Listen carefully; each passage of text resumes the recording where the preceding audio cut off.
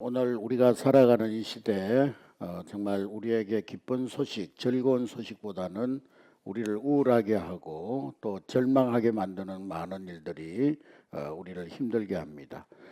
오늘 우리 사회는 국제적으로나 국내외적으로 모든 영역에서 전방위적인 그런 위기를 맞이하고 있습니다. 우리 국제적으로는 세계를 이끄는 세계 강대국의 지도자들, 미국의 트럼프, 중국의 시진핑, 또 러시아의 푸틴, 또 일본의 이시바 시게루, 이런 지도자들이 인류 보편적인 가치, 세계 모든 인류의 공동 가치를 추구하기보다는 자국 이기주의에 찌들어 있습니다. 정말 신제국주의의 망령을 보는 듯한 그런 참으로 심히 염려가 되는 그런 국제 정세입니다. 국내적으로는 우리 사회가 이념의 갈등과 대결을 비롯해서 정치, 경제, 또 안보, 또 전방위적인 그런 위기감을 느끼고 있습니다. 국가적인 위기도 어렵지만은 개인이 겪는 위기 상황은 더 다양하고 복합적입니다. 경쟁과 불확실성 속에서 정신 건강의 문제가 증가하고 있습니다. 많은 사람들이 우울증에 시달리고 있고 또 공황 장애로 인해서 어려움 당하는 분들이 점점 늘어나고 있습니다.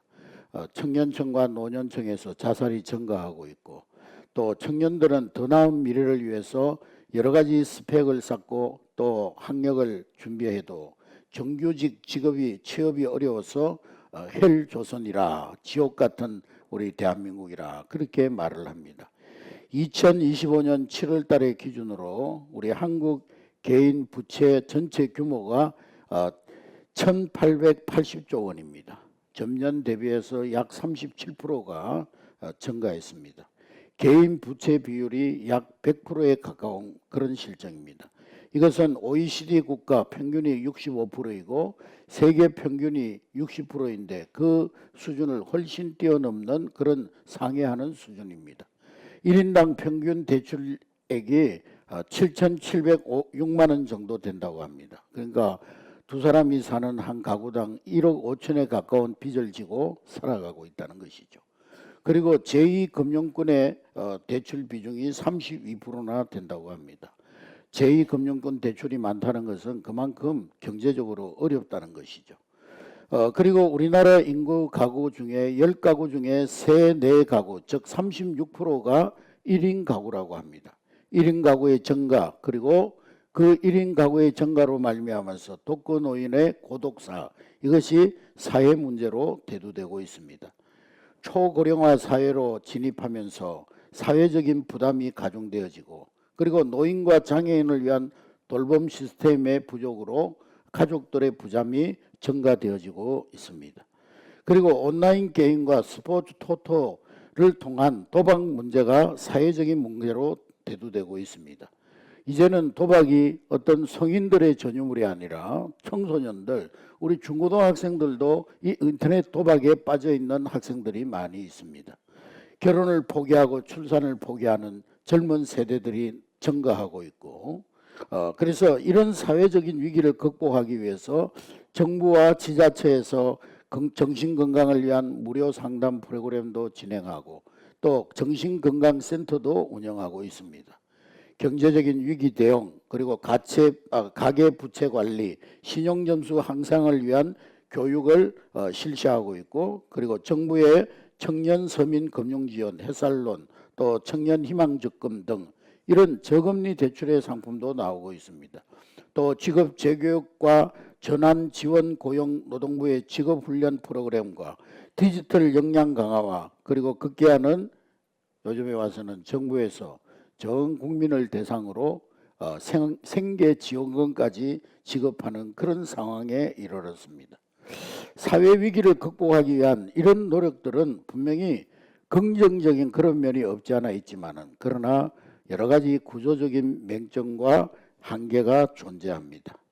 청년 실업과 주거불안, 정신건강 문제 등은 사회 경제적 구조에서 비롯된 경우가 많은데 개인의 노력 부족으로 치부되는 경향이 있습니다. 정신건강 상담, 또 주거 지원, 또 재교육 프로그램 이런 것들이 있지만은 접근성이나 지속성이 부족해서 실질적인 도움이 되지 못하는 경우가 많습니다. 복지제도 정책이 일시적이거나 또 대상이 제한되어 있어서 위기 상황에 있는 모든 개인을 포괄하지 못하고 있습니다. 위기 극복은 단순한 행동 변화가 아니라 감정의 통합과 재구성이 필요한데 많은 프로그램들이 이것을 간과하고 있습니다. 상담이나 지원이 단기적인 개입에 그치고 장기적인 동반자 역할을 하지 못하고 있는 것입니다.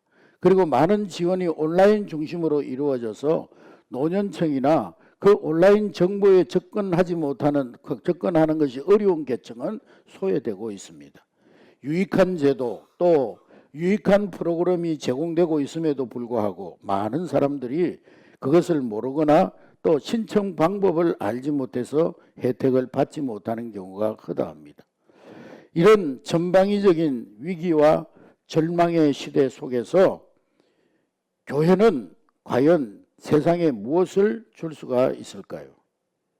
1505년 7월 22일 날 종교개혁가 루트가 이 에르푸르트에서 고향을 방문하고 친구들과 돌아오는 길에 천둥 번개가 갑자기 치면서 그 번개가 친구의 머리 위로 떨어졌습니다. 그래서 벼락이 그 친구에게 떨어져 가지고 그 친구가 그 자리에서 즉사하는 그런 사건이 발생합니다. 루트는 극심한 두려움에 사로잡혀서 성안나여 나를 도우소서, 제가 수도사가 되겠습니다, 그렇게 외쳤습니다. 천주교인들은 지금도 성인들한테 기도를 하는데 뭐 자기들이 성인으로 추앙하는 마리아는 물론이고 성인으로 추앙하는 그런 성인들에게 기도하는 그런 이제 믿음이 있는데, 이 성안나는 당시에 광부들의 수호 성인이었습니다. 그래서 이 수호 성인인 성안나에게 루트가 자신이 사제가 되기로 서약을 했던 것입니다. 이틀 후에 이 루트는 아우구스티누스 수도회에 입회해서 수도사가 되고 신학을 공부하게 되어 사제가 되었습니다. 루트는 본래 그 법률가인 그 아버지를 따라서 이제 법학도가 되어서 이제 법조인의 길을 가려고 했는데, 친구가 벼락에 맞아 죽는 그 아주 놀란 사건을 숨기는 장면을 본 후에 인생의 성공보다 소명을 따라 인생의 전환점을 맞이하게 되었던 것입니다. 죽음의 공포 앞에서 이 루트는 자신의 삶을 돌아보았고 하나님의 뜻을 발견하고 하나님의 뜻을 따르기로 결단했던 것입니다. 이후에 루트는 단순히 종교적인 관습을 따르지 않고 성경과 신앙의 본질을 깊이 고민하면서 종교개혁의 길로 나아갔던 것입니다. 그러다가 이 루트는 로마서 말씀을 읽고 묵상하는 가운데 그 로마서 말씀에 충격을 받고 그 말씀을 붙들고 분연히 일어납니다. 그리고 종교개혁의 선고자가 됩니다. 오직 의인은 믿음으로 말미암아 살리라.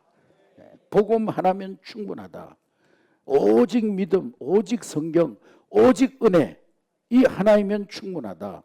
이런 종교개혁의 기치를 높이 들고 타락한 이 당시의 교회를 개혁하는 선구자가 되었던 것입니다. 루트는 그 당시에 라틴어로 기록되어 있던 성경을 번역하여서 사제들의 손에만 있던 성경을 평신도들에게 돌려주었습니다. 그래서 평신도들이 성경을 마음껏 읽도록 만들었습니다. 그리고 성직자들을 통하지 않고도 직접 하나님 앞에 나아갈 수 있는 하나님의 자녀가 되는 권세가 있다. 성직자를 통하지 않고도 우리가 하나님 앞에 우리의 죄를 스스로 고하면서 하나님 앞에 회개할 수 있다는 근거를 성경을 통해서 외쳤던 것입니다. 그 당시에 지금도 그렇지만은 천주교인들은 자신들의 죄를 사함받기 위해서는 신부를 통해서 고해 성사를 해야 죄가 해결된다고 믿지 않습니까? 그런데 루트는 성경 속에서 우리 모든 사람들은 개인이 다 예수 그리스도의 피의 공로를 의지하여 하나님의 은혜의 보좌 앞에 나아가서 다 개인 한 사람 한 사람이 죄를 사함받고 용서받고 구원받을 수 있다는 진리를 선포했던 것입니다. 마리아가 우리의 중보자가 아니라는 거예요. 오직 예수 그리스도만이 우리의 구원의 중보자라고 외쳤던 것입니다. 교황의 말이 하나님의 말씀처럼 절대 가치가 있는 것이 아니다. 오직 성경만이 하나님의 말씀이라고 외쳤던 것입니다. 오직 은혜, 오직 믿음, 오직 성경, 오직 복음 하나면 충분합니다. 세상의 희망은 오직 은혜, 오직 믿음, 오직 복음입니다. 그것이 바로 종교개혁가 루터의 외침이었습니다. 오늘 읽은 우리 본문 로마서, 성경 66권 가운데 가장 사랑받는 책이었습니다. 로마서는 특별히 종교개혁자들에게 무한한 힘을 공급해주는 책이었습니다. 기독교 역사 위기 때마다 이 로마서 말씀을 통해서 교회의 역사가 바뀌어진 책입니다. 중세 타락한 시대에 교회를 살린 책이 바로 이 로마서의 말씀인 것입니다. 오늘 사도 바울은 본문 로마서를 기록하면서 첫 문장 1절을 이렇게 기록하고 있습니다. 1절 말씀 우리 다 같이 읽겠습니다. 시작. 예수 그리스도의 종 바울은 사도로 부르심을 받아 하나님의 복음을 위하여 택정함을 입었으니. 사도 바울은 당시 세계의 중심, 세계의 수도라고 할 수 있는 로마에 가서 복음을 전하고자 하는 그런 열정이 있었습니다. 당시에 팍스 로마라라고 해서 모든 세계의 평화는 로마를 통해서 이루어진다. 모든 길, 로마는 모든 길, 모든 평화의 중심지다. 과연 그 당시에 로마는 세계의 중심지였습니다. 로마는 최고의 문명을 자랑하는 그런 나라였습니다. 정치가 안정되어 있고 그리고 군사력이 세계 최강의 군사력을 가지고 있었습니다. 당시에 이미 도시에 상하수도 시설이 갖춰질 수 있을 만큼 그렇게 문명이 발달되어 있고 도로는 사통팔달 뻗어 있었습니다. 오늘 우리나라는 지금도 뭐 개헌을 하냐 마느냐 그렇게 개헌이 논란의 대상이 되고 있지만은 로마는 그 당시에 완벽한 국가 법률을 가지고 있었습니다. 그런 로마 황제는 신의 아들로 숭배받았고 여기에 비해서 당시 교회는 초라하기 짝이 없었습니다. 그러한 가운데 교회가 과연 그 거대한 제국, 세계의 중심지인 이 로마에게 이 초라한 교회가 무엇을 줄 수 있단 말인가? 바울이 로마에 들어가서 복음을 전하고 싶은데 교회는 로마에 무엇을 줄 수 있단 말인가? 근데 사도 바울은 여기에 대한 분명한 대답을 가지고 있었습니다. 오늘 우리가 이 시대를 향하여서, 오늘 이 민족을 향하여서, 세계를 향하여서 교회가 무엇을 줄 수 있단 말인가? 이 위기의 시대, 혼란의 시대, 참담하고 암울한 이 시대에 교회가 이 사회를 향하여 과연 무엇을 줄 수 있단 말인가? 오늘 우리도 거기에 대한 대답을 가지고 있어야 될 줄로 믿습니다. 오늘 사도 바울의 대답은 분명합니다. 복음만이 세상의 희망이라는 거예요. 복음만이 로마를 구원할 수 있다. 복음만이 이 사회, 이 민족을 구원할 수 있다. 오늘 우리가 외형적으로만 보면은 오늘 우리 시대는 모든 것을 다 갖추고 있는 것 같아요. 현대인들이 갖고 싶은 모든 것을 다 가지고 있는 것 같아요. 뭐 경제적으로 어렵다 하지만은 20년, 30년 전과 비교하면 얼마나 경제적으로 좋아졌습니까? 어떤 분이 돈을 그렇게 정의했어요. 돈은 천국 외에 어디든지 갈 수 있는 것이고 천국 외에 무엇이든지 살 수 있는 것이 돈이다 그랬습니다. 요즘 의학은 얼마나 발전했습니까? 요즘은 지금도 그렇게 되어 있습니다만은 사람의 장기를요 무슨 상품을 생산하듯이 생산해가지고 이제는 뭐 폐가 병들었다 폐를 탁 바꿔 끼고 심장이 병들었다 심장을 바꿔 끼고 이렇게 부속품 자동차 부속품 바꾸듯이 바꿀 수 있는 그런 시대가 오고 있습니다. 요즘 뭐 의사들이 수술 안 한다잖아요. 로봇가 다 수술하고 로봇가 더 정확하게 수술한다잖아요. 우리가 가지고 싶은 모든 것들이 도처에 쌓여 있고 우리가 상상하던 모든 것이 현실로 이루어지고 있습니다. 그런데 교회는 이러한 세상을 향해서 무엇을 줄 수 있는가? 그들에게 돈을 줄 수 있습니까? 과학을 줄 수 있습니까? 직장의 문제를 해결해 줄 수 있습니까? 자녀들의 교육의 문제를 해결할 수 있습니까? 교회가 그런 문제를 해결해 줄 수는 없습니다. 그러나 우리는 분명히 알고 있습니다. 복음만이 세상의 희망이다. 교회는 복음을 줄 수 있는 곳이다. 나는 복음을 가졌고 복음을 누린다. 이 복음을 나눌 수 있는 권세가 나에게 있다. 그래서 교회가 세상의 희망이라는 것입니다. 교회는 세상이 가진 화려한 발달된 문명, 화려한 문화의 힘, 세상이 가지고 있는 어떤 정치적인 권력은 가지지 못했지만은 교회가 가진 세상과 비교할 수 없는 힘이 있다는 거예요. 교회는 은과 금은 없지만 예수 그리스도 그 위대한 능력의 이름을 가졌다는 것입니다. 할렐루야.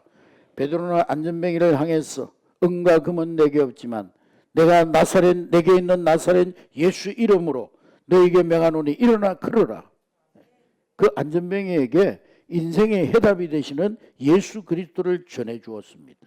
그랬더니 평생 안전뱅이로 살던 그 사람이 안전뱅이 자리에서 일어나 고침받는 놀라운 역사가 일어났습니다.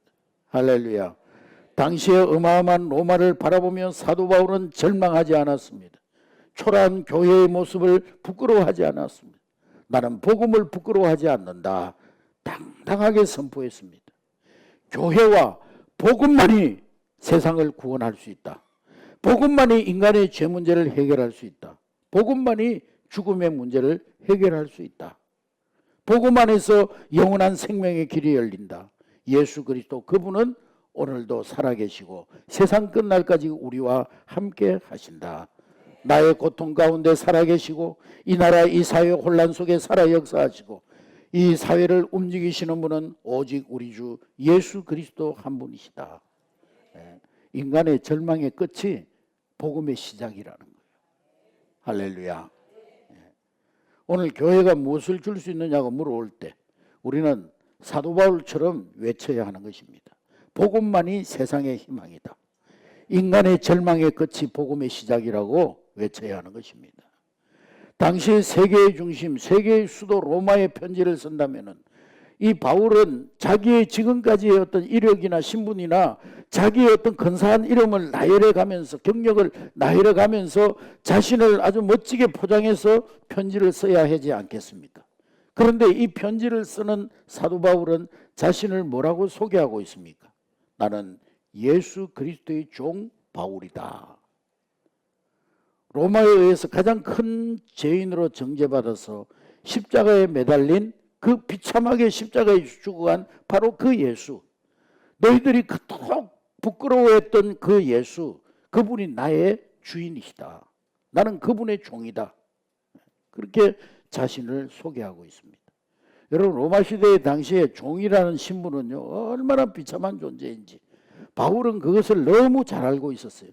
종은 자기 이름이 없어요. 자기 계획도 없어요. 자기 인생이 없어요. 종은 그저 주인이 시키는 대로 자기 의지도 없이 그렇게 살아가는 거예요. 짐승과 종의 차이가 뭐냐? 종은 사람 말을 알아듣고 짐승은 사람 말을 못 알아듣는 그 차이 있을 뿐이지 종과 짐승은 똑같다. 그렇게 생각하는 것이 그 시대의 생각이었습니다. 그런데 바울은 자신을 예수 그리스도의 종이라고 소개합니다. 일찍이 바울은 우리가 잘 아는 것 같이 세계적인 석학이요 또 귀족의 가문에서 태어났고 당당히 로마 시민권을 가진 사람이었습니다. 바울이 로마 시민권을 가가지고 자기의 어떤 이력을 과시하면서 로마 시민권을 가진 나 바울이 이렇게 얘기한다 했더라면 로마 시민들의 귀가 더 쫑긋하여서 열려졌을 것입니다. 그런데 바울은 그런 모든 것들을 다 버렸습니다. 바울이 어느 날 다메섹으로 예수 믿는 사람들을 잡으려고 내려가다가 부활하신 주님을 만났습니다. 그러고 나서 지금까지 자신이 그렇게 자랑스럽게 여기고 자부심을 가지고 있던 그 모든 자기 인생의 배경을 배설물처럼 여겼습니다. 똥처럼 여겼다는 거예요. 그리고 그 이름이 바뀌어졌습니다. 큰 자 사울이 아니라 작은 자 바울로 사울이 변하여 큰 자 사울이 변하여 작은 자 바울로 이름도 바꾸었습니다. 로마 시민권자 귀족이 아니라 예수 그리스도의 종 바울은 그렇게 자기를 소개하고 있습니다. 바울은 당당하게 나는 예수 그리스도의 종이다. 예수 그리스도의 종 바울은, 이 말은 나에게 주인이 있다는 거죠. 내가 종이라는 것은 주인이 있다는 거죠. 그 주인이 바로 예수 그리스도시라고 선포하고 있는 것입니다. 나는 무한한 자유자요, 죄에 가난한, 율법에 가난한, 세상에 가난한 무한한 자유자이다. 그러나 나는 예수 그리스도에게 묶인 종이다.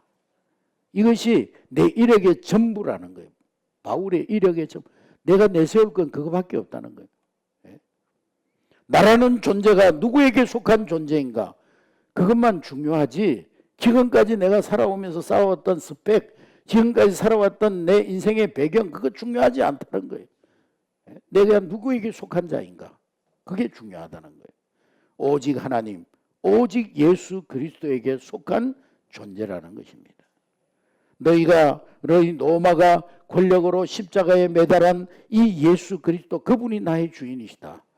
로마 사람들이 부끄러워하는 그 이름, 이 부끄러운 이름을 이 사도 바울은 무한히 자랑하고 있는 것입니다.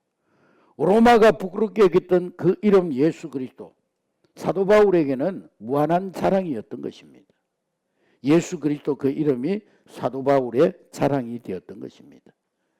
여러분, 은혜가 깊어질수록, 깊어지면 깊어질수록 자기 자신을 작은 자로 표현합니다. 은혜 받은 자는요, 항상 자기 자신을 작은 자로 표현합니다. 그리고 예수님만 높이는 거예요. 예수님만 크게 보이는 거예요.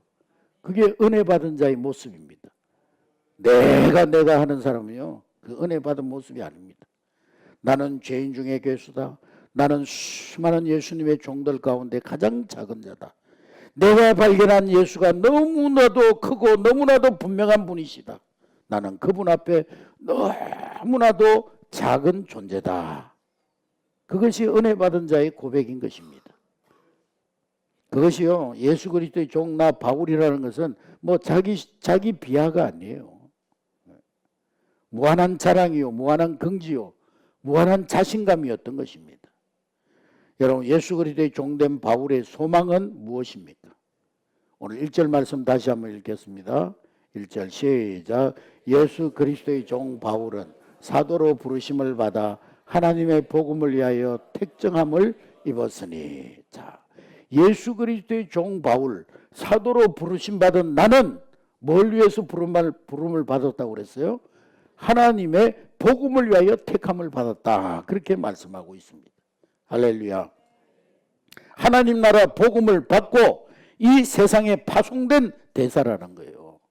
하나님 나라에서 이 땅에 파송받은, 특별히 이 이방 땅에 파송받은 복음의 대사, 하나님 나라의 대사라는 것입니다. 여러분, 사도가 뭡니까? 예수님으로부터 직접 부르심을 받아야 사도가 되는 거예요. 예수님을 직접 만난 사람이 사도가 될 수가 있는 거예요. 예수님의 부활을 목격하고 살아계심을 경험해야 사도가 되는 거예요. 그리고 그분으로부터 직접 보냄을 받아서 세상으로 파송된 자가 바로 사도입니다. 근데 바울은 예수님의 12제자도 아니고, 그리고 예수님께로부터 배운 자도 아니었습니다. 그러나 그는 자신 있게 말합니다. 예수님이 다메섹 도상에서 나를 부르셨다. 예수님은 살아계셨다. 나는 부활하신 주님을 보았다. 그분이 분명 내 이름을 부르셨고 나를 복음의 대사로 파송하셨다. 나는 부활하여 살아계신 예수 그리스도를 만나보았다. 부활하신 예수님을 만났다는 거예요. 그분이 나를 부르시고 그분이 나를 보내셨다는 거예요. 여러분, 오늘 구원받은 우리 그리스도인들에게도 바로 이런 자신감이 있어야 되는 거예요. 이런 자기 정체성이 분명해야 되는 거예요.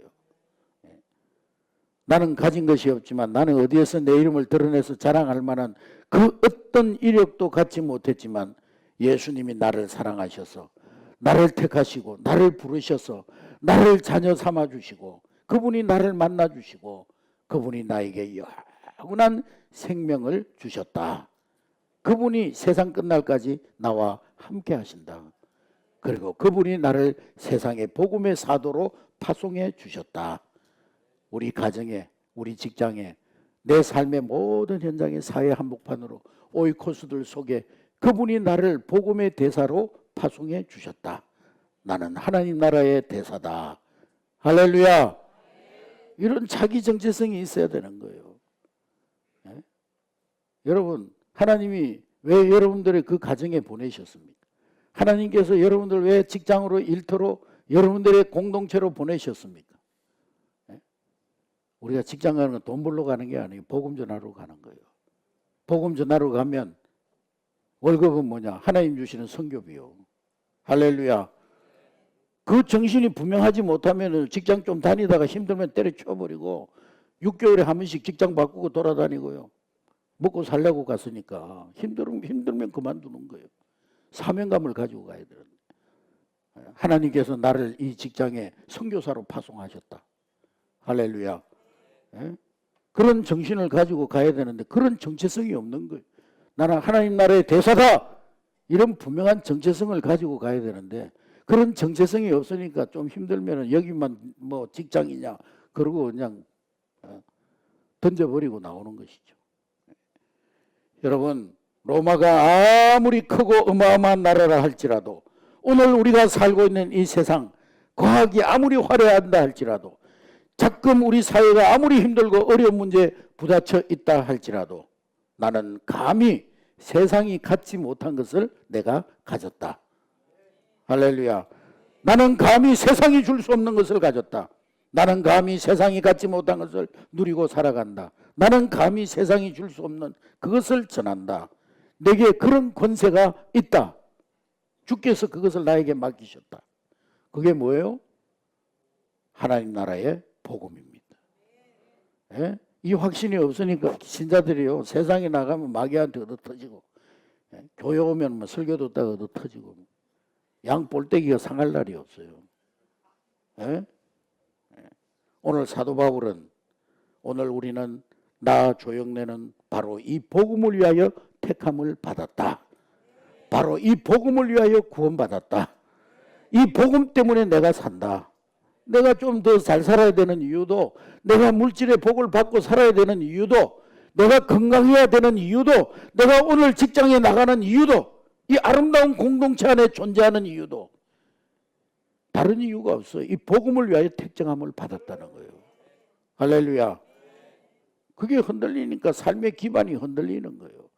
조금 어려움이 오면은 막 머리 싸매고 그냥 저 굴 속으로 들어가는 거예요.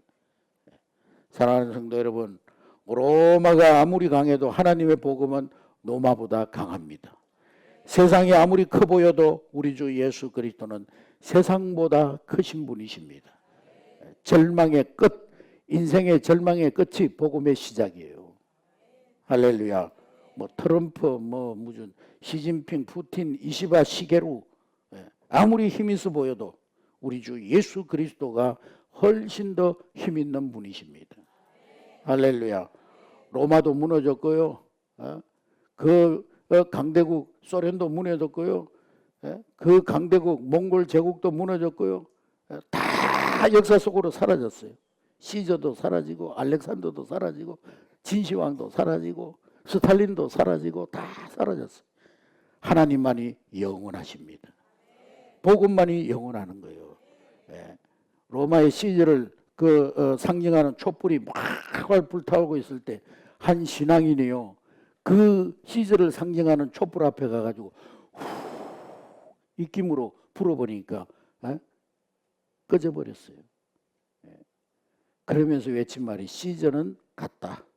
그러나 우리 하나님은 영원하시다. 할렐루야. 여러분 오늘 우리 사회 문제가 커 보입니까? 우리가 아무것도 할 수 없을 것 같아서 답답하십니까?